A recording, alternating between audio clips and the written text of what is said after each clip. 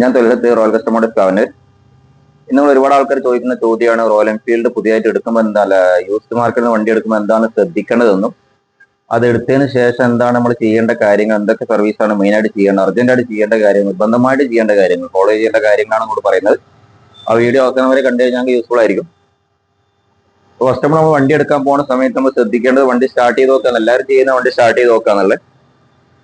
വണ്ടി സ്റ്റാർട്ട് ചെയ്ത് സ്മോക്കോ കാര്യങ്ങളോ വല്ലതും ഉണ്ടോ എന്ന് ആദ്യം നോക്കണം. പിന്നെ നമ്മൾ കയറിലിട്ട് നോക്കുക. ഒറിജിനൽ സൈലൻസർ ആണ് എന്തെങ്കിലും ഇതുണ്ടല്ലേ,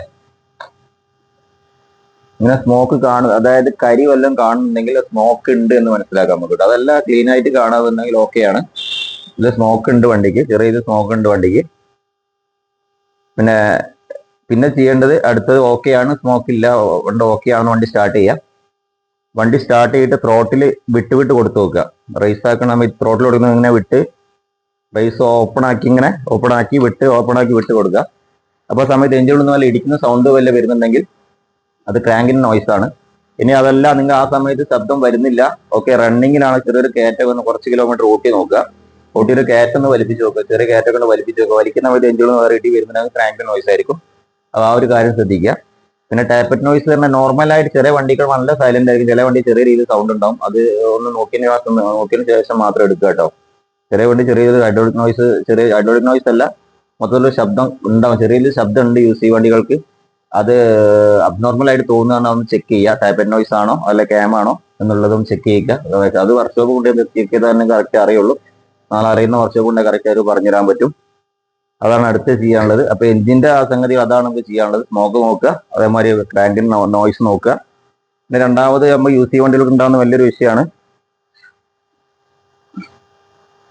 ഈ ഭാഗം നോക്കുക. അപ്പൊ നമ്മൾ ആക്സിഡന്റ് വണ്ടിയാണ് നോക്കാനുള്ള മെയിൻ ഇത് ചേസിന്റെ ഈ ഭാഗം നോക്കുക കേട്ടോ.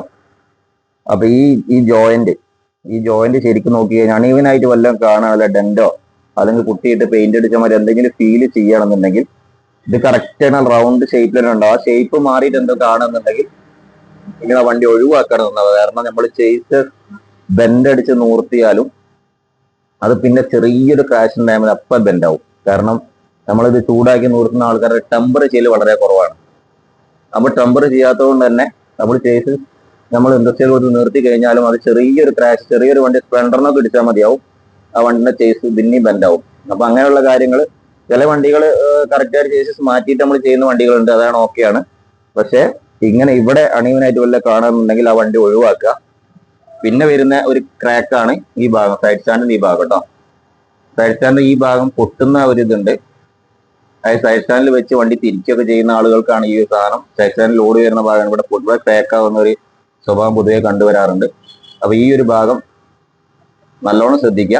ഈ ഭാഗവും ശ്രദ്ധിക്കുക. അത് ഓക്കെ ആണെന്നെങ്കിൽ ബാക്കി കാര്യങ്ങളൊക്കെ ഓക്കെയാണ്. വലിയ ആക്സിഡന്റ് നടന്നു, ചെറിയ വികലൊക്കെ എന്തായാലും വണ്ടികൾ കുറവായിരിക്കും. എന്നാലും മേജറായിട്ട് ആക്സിഡന്റ് നടന്നോ എന്നുള്ള മേജർ ആക്സിഡന്റ് നടന്ന എന്തായാലും കേസസ് ബെൻഡ് ആവും. പിന്നെ അതുമാതിരി ഈ ഭാഗം നോക്കുക കേട്ടോ.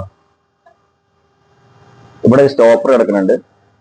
ഈ സ്റ്റോപ്പർ വളഞ്ഞു കിടക്കുക അല്ലെങ്കിൽ സ്റ്റോപ്പറിന് നമ്മൾ അടിച്ച പാടോ വല്ല കാണുകയാണെന്നുണ്ടെങ്കിൽ അത് വണ്ടി ഒന്ന് തട്ടി വീടിനെ അടിച്ച് നൂർത്തിയായിട്ടും കാണാൻ കഴിയും. അടിച്ച പാട് അല്ലെങ്കിൽ ഇവിടെ ബെൻഡായിട്ടോ വല്ല കാണാൻ. ഇവിടെ ഈ സൈഡും ലെഫ്റ്റും റൈറ്റും ഇതൊരു ഹാൻഡിൽ ബാറിന്റെ സ്റ്റോപ്പറാണ്.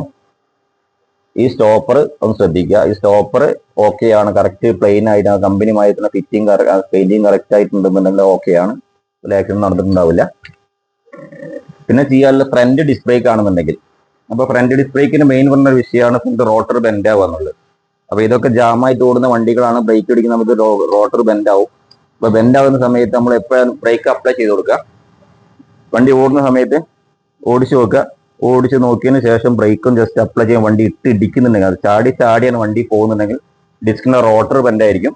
അത് ആക്സിഡന്റ് ഒന്നും മാത്രം നടക്കുന്നതല്ല, അത് നോർമലായിട്ട് സംഭവിക്കുന്നതാണ്. അവിടെ കാലിപ്പർ സ്റ്റെക്കായിട്ട് ഓടുന്ന വണ്ടികൾക്കാണ് കൂടുതൽ സംഭവിക്കുന്നത്. അപ്പൊ അതുകൊണ്ട് ഈ റോട്ടർ ബെൻഡ് 2000 രൂപ വില ഉണ്ട് ഈ ഒരു സാധനത്തിന്. അപ്പൊ ആ ഒരു പ്രൈസ് നിങ്ങൾ പിന്നെ കുറക്കുക വണ്ടിയിൽ. ഇത് വലിയ വിഷയമല്ല, ഇത് മാറ്റാവുന്നുള്ളൂ. ആക്സിഡന്റ് അല്ലാതെ ഇത് സംഭവിക്കുന്നുണ്ട്, അതുകൊണ്ടാണ് അത് പറഞ്ഞത്. അപ്പൊ ആ ഒരു കാര്യം ശ്രദ്ധിക്കുക. പിന്നെ ശ്രദ്ധിക്കാനുള്ളതാണ് ഫ്യൂൽ ടാങ്ക്. ഫ്യൂൽ ടാങ്ക് തുറക്കുക. ഇതിനുള്ള ഇത് ക്ലീൻ ആണ്, ഇത് ക്ലീൻ ആണ്, ഒരു കുഴപ്പമില്ല. തുരുമ്പ് കാര്യങ്ങളൊന്നുമില്ല. വല്ലാത്ത തുരുമ്പും കാര്യങ്ങളും ഉണ്ടെങ്കിൽ ആ ഒരു വണ്ടിയും ഒഴിവാക്കുന്നതായിരിക്കും നന്നാവുക. അതല്ലെങ്കിൽ അതിൻ്റെ ഒരു പൈസ അവരോട് കുറച്ച് വാങ്ങിക്കാറ്. ടാങ്കിന് 10-12 രൂപ വില വരുന്ന ടാങ്കിന് അത് ക്ലീൻ ചെയ്ത് നോക്കുക. വലിയ കുറഞ്ഞ വിലക്കൊക്കെ കിട്ടുന്നതും കുഴപ്പമില്ല. അതിന് മാർക്കറ്റ് റേറ്റ് നല്ല കടുംപിടുത്തം അടിക്കുന്ന ആൾക്കാരോട് മെയിനായിട്ട് ചെയ്യേണ്ട കാര്യം ഫ്യൂൽ ടാങ്കിന്റെ തുരുമ്പ്, ആ ഒരു തുരുമ്പ് മെയിനായിട്ട് ശ്രദ്ധിക്കുക. അത് ഇടയ്ക്കിടയ്ക്ക് മിസ്സിങ്ങും കാര്യങ്ങളും വരും. അപ്പൊ ഇതാണ് മെയിനായിട്ട് നമ്മൾ വണ്ടി എടുക്കുമ്പോൾ കോമൺ ആയി ശ്രദ്ധിക്കാനുള്ള കാര്യം. പിന്നെ തണ്ടർബേർഡ് ഒക്കെ ആണെന്നുണ്ടെങ്കിൽ പിന്നെ സ്പീഡോമീറ്റർ അസംബ്ലി കറക്റ്റ് വർക്ക് ചെയ്യുന്നു, ഡീറ്റെയിൽ കറക്റ്റ് വർക്ക് ചെയ്യുന്നുണ്ടോ നോക്കുക. പിന്നെ ഹെഡ്ലൈറ്റിന്റെ ബാക്കിലോ ഡൂമിനോ എന്തോ ക്രാക്കോ പൊട്ടോ ഉണ്ടോ നോക്കുക. തണ്ടർബേർഡ് ആണെങ്കിൽ ബാക്കിൽ ടെയിൽ ലൈറ്റ് നോക്കുക. അത് കുറച്ച് എക്സ്പെൻസീവ് ആണ്. അതേമാതിരി ഫോർക്കിന്റെ ബൂട്ട്, ഫോർക്ക് ഓയിൽ സീൽ ശരിക്കും ഒന്ന് കുയിലൊക്കെ ചാടിച്ച് നോക്കി കഴിഞ്ഞാൽ ശരിക്കും ഓയിലിന്റെ അവിടെ നിന്ന് പിന്നെ തുടച്ച് വെച്ചിട്ടുണ്ടാവും തണ്ടർബേർഡൊക്കെ ചിലപ്പോൾ. അപ്പോൾ തുടച്ച് വെച്ചാൽ അങ്ങനെ ഓടിച്ചിട്ട് കുറച്ച് പേർക്ക് ആക്ഷൻ കൊടുത്തു നോക്കുക. അടിയിൽ നിന്ന് ഓയിലിന്റെ മഴ എന്ത് വരുന്ന ഫോർക്ക് ഓയിൽ സീൽ പോയതാണ്, അതും നോക്കുക. അപ്പൊ അതാണ് ശരിക്കും വണ്ടി എടുക്കുമ്പോൾ ശ്രദ്ധിക്കാനുള്ളത്. പിന്നെ മെയിനായിട്ട് ബേസിക്സ് വണ്ടിയാണ് എടുക്കുന്നത്, നിർബന്ധമായൊരു സൈലൻസർ ഒറിജിനൽ തന്നെ ഉണ്ടോ നോക്കണം. അത് ഒറിജിനൽ ഇല്ല, അല്ലെങ്കിൽ നല്ലൊരു പൈസ ചെലവ് വരുന്നതാണ് ബേസിക്സിന്റെ സൈലൻസർ. ബേസിക്സ് വാങ്ങുന്ന സമയത്ത് സൈലൻസർ നോക്കുക. അതേമാതിരി ഇത് ജസ്റ്റ് ഒന്ന് തട്ടി നോക്കുക കേട്ടോ. സൈലൻസറിന് തട്ടുന്ന സമയത്ത് ഉള്ളിൽ നിന്ന് വല്ല ശബ്ദം വരുന്നെങ്കിൽ 20,000 എബോവ് വരുന്ന ഒരു സൈലൻസറാണ് BS6 വരുന്നത്. BS4 ആണ് 4750, BS3 ആണ് 3600 വരുന്നത്. അപ്പൊ ഈ സൈലൻസർ ട്രാക്ക് തട്ടി സൗണ്ട് ഉണ്ടെങ്കിൽ അതിന്റെ പ്രൈസ് ഒന്ന് കുറച്ചിട്ട് വാങ്ങിക്കുക കേട്ടോ. അപ്പൊ അതാണ് വണ്ടി എടുക്കുമ്പോൾ മെയിനായിട്ട് ശ്രദ്ധിക്കാറുള്ള എന്റെ ശ്രദ്ധയിൽ വന്ന കാര്യമാണ്. പിന്നെ വീലിന്റെ റൺഔട്ട് ഒക്കെ ഉണ്ടാവാറുണ്ട്. അതൊക്കെ ഏതൊരു വണ്ടി ഓടിക്കഴിഞ്ഞാൽ കുറച്ച് റൺഔട്ട് പിന്നെ ട്രോയിങ് ഔട്ടായിട്ട് ചെറിയൊരു മോബ്ലിംഗ് ഒക്കെ ഉണ്ടാവും. അത് വലിയ ബെൻഡും കാര്യങ്ങളും വണ്ടി ഓടിക്കുമ്പോൾ സ്റ്റഡി ആയിട്ട് ഓടില്ല, വണ്ടി ഇങ്ങനെ വലിഞ്ഞു കളിക്കും.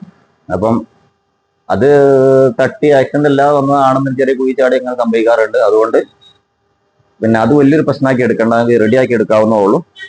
പിന്നെ ഹാൻഡിൽ ബാർ സ്റ്റഡി ആയിട്ട് പിന്നെ വണ്ടി ഓടിക്കാൻ നമ്മൾ ശ്രദ്ധിക്കാനുള്ള മെയിൻ ഒരു കാര്യമാണ്. വണ്ടി സ്റ്റഡി ആയിട്ട് ഈ പോയിന്റും ഫ്രണ്ടിലെ വീലും സെന്റർ ആയിരിക്കണം. ഓടിക്കുന്ന സമയത്ത് ഈ കഴുത്ത് തിരിഞ്ഞ് നിൽക്കണോ നോക്കുക. ഈ കഴുത്ത് നേരെയല്ല, ഈ ഹെഡ് നേരെയല്ല, കുറച്ചൊരു തെറ്റിയിട്ടാണ് നിൽക്കുന്ന ഫോർക്ക് ബെൻഡ് ഉണ്ടാവും കേട്ടോ. അത് നോക്കണേ. നേരെ പോകുന്ന സമയത്ത് നമ്മൾ നേരെ ഓടിക്കുക, നേരെ പിടിക്കുന്ന ഹാൻഡിൽ ബാർ നേരെ പിടിക്കുന്ന സമയത്ത് ഈ കഴുത്ത് തെറ്റി നിൽക്കുകയാണ് ഫോർക്ക് ബെൻഡാണ്. അല്ല, കഴുത്ത് റെഡിയാണ്, ഹെഡ് റെഡിയായി കിടക്കുകയാണ്, സ്റ്റഡിയാണ്, വീലും ഹെഡും റെഡി ആയിട്ടാണ്. ഹാൻഡിൽ ബാർ മാത്രം കുറച്ച് ഭാഗത്ത് നിൽക്കുകയാണ്, ഹാൻഡിൽ ബാർ ബെൻഡാണ്. ഇതാണ് ശ്രദ്ധിക്കാനുള്ള കാര്യം, ഇതാണ് എടുക്കുന്നത് ശ്രദ്ധിക്കാനുള്ള കാര്യം.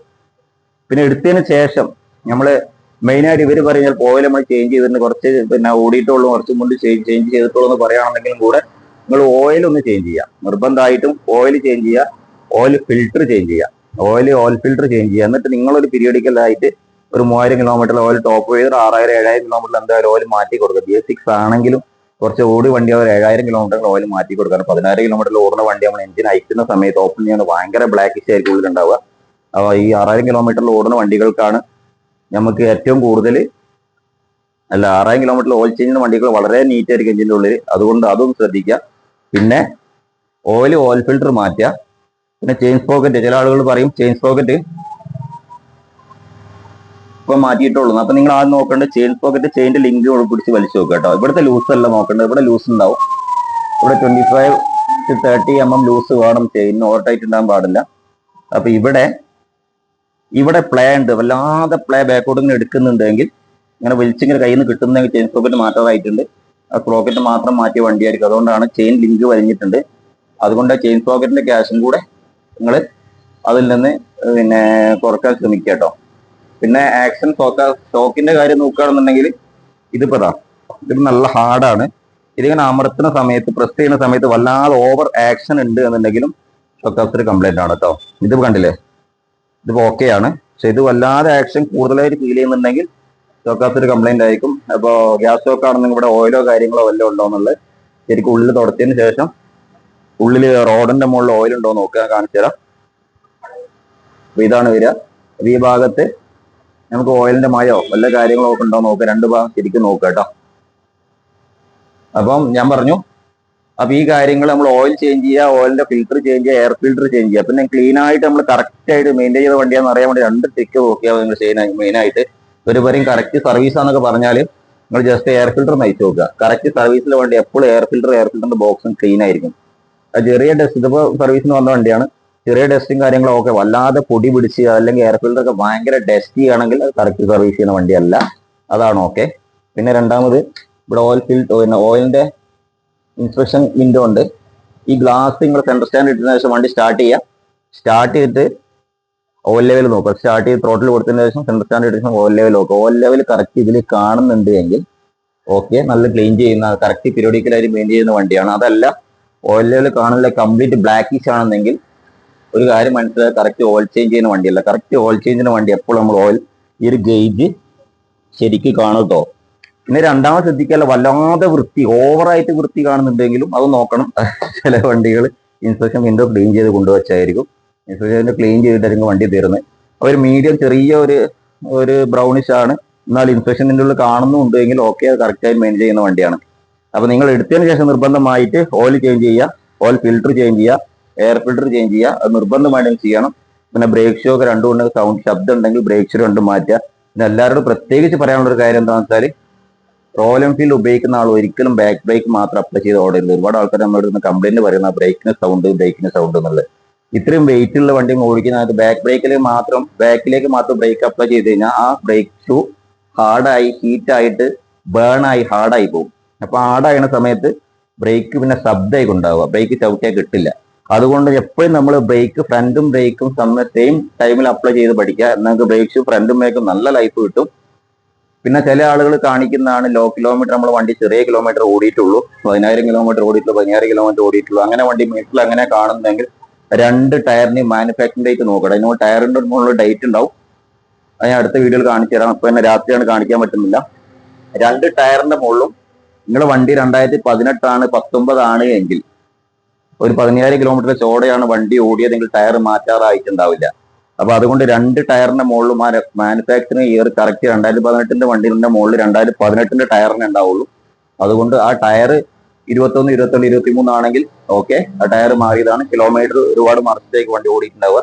അപ്പൊ ഈ ഒരു കാര്യം പ്രത്യേകം പറയാനുള്ള ഒരുപാട് ചെറിയ കാര്യം വിട്ടുപോയിട്ടുണ്ടാവും. എന്നാൽ പെട്ടെന്ന് ഈ വീഡിയോ ഉൾക്കൊള്ളിക്കാൻ വേണ്ടി ചില കാര്യങ്ങൾ ഷോർട്ടാക്കാൻ വേണ്ടി ചില കാര്യങ്ങൾ വിട്ടുപോയിട്ടുണ്ടാവും. വിട്ടുപോയ അടുത്ത വീഡിയോ റിക്കവർ ചെയ്ത് വരുന്നതാണ്.